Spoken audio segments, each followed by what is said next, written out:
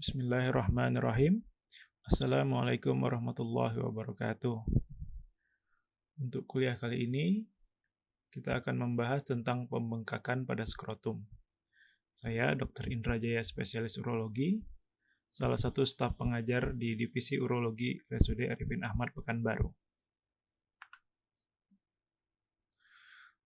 Pembengkakan di skrotum bisa kita bagi berdasarkan pembengkakan yang disertai dengan rasa nyeri, seperti torsiotestis dan epididimoorchitis, dan juga bisa kita kelompokkan ke dalam pembengkakan yang tanpa disertai rasa nyeri seperti varikokel, hidrokel, spermatokel, dan tumor testis. Masing-masing topik ini akan kita bahas pada video selanjutnya secara detail. Untuk dapat memahami bagaimana proses terjadinya kelainan-kelainan tersebut, ada baiknya kita mempelajari kembali tentang anatomi pada skrotum. Skrotum merupakan suatu organ fibromuskular yang berfungsi sebagai proteksi dan regulasi daripada isi kantong skrotum itu sendiri. Untuk regulasi, kantong skrotum menjaga suhu daripada testis agar tetap berada di 2-3 derajat lebih rendah daripada suhu tubuh. Sehingga suhu tersebut merupakan suhu yang paling optimal untuk terjadinya spermatogenesis. Untuk proteksi, skrotum terdiri atas 7 lapis: kulit skrotum, tunica dartos skrotum, fascia spermatica externa, musculus cremaster, fascia cremaster, fascia spermatica interna, tunica vaginalis, tunica albuginea testis.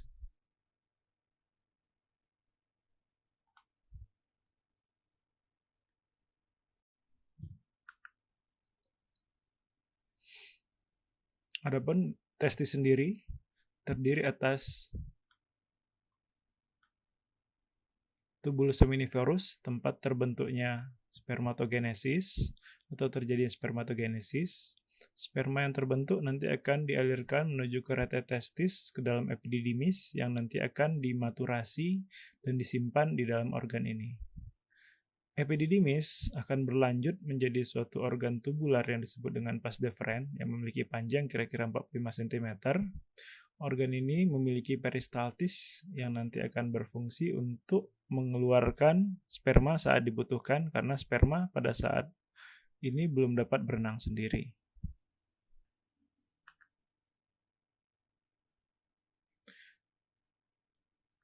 Testis merupakan organ seks primer pria yang berada di daerah subpelvik bersama organ reproduksi lainnya berada di posterior daripada penis dan anterior daripada anus. Merupakan suatu organ yang ovoid, bilateral dengan ukuran 2x3x4 cm.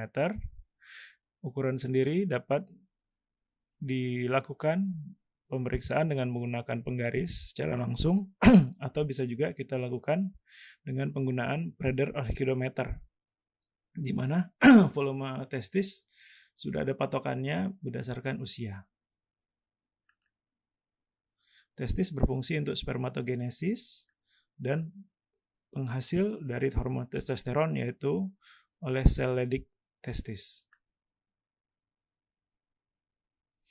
Vaskularisasi daripada testis, untuk arteri, testis diperdarahi langsung di cabang aorta abdominalis berupa arteri testicularis, dan dibantu juga perdarahannya oleh arteri diferensial dan arteri cremaster. Sementara untuk drainase atau pembuluh darah balik dari testis berupa plexus pampiniformis, yang kemudian untuk sebelah kanan bermuara langsung pada vena cava inferior, sementara sebelah kiri bermuara pada vena renalis sebelah kiri. Algoritma yang dapat kita gunakan untuk menentukan atau memperkirakan kira-kira kelainan apa yang kita temukan pada pembengkakan skrotum.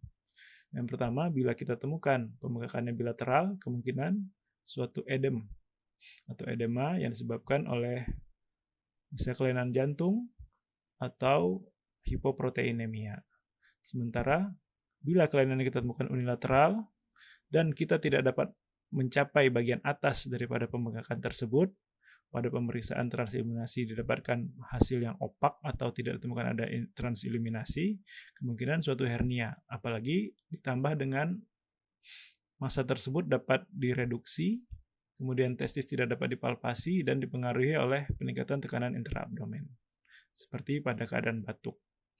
Apabila bisa ditemukan ada transeliminasi yang positif, kemungkinan suatu infant hydrocele dengan gejala tidak dapat direduksi, kemudian testis juga tidak dapat dipalpasi, tapi tidak dipengaruhi oleh peningkatan tekanan intraabdomen.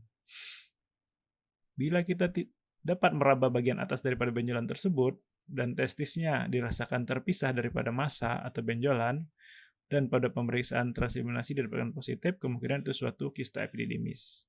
Namun pada pemeriksaan transeliminasi didapatkan opak, disertai dengan rasa nyeri, kemungkinan suatu epididymitis. Bila tanpa disertai rasa nyeri, kemungkinan suatu tumor ataupun TB epididymis.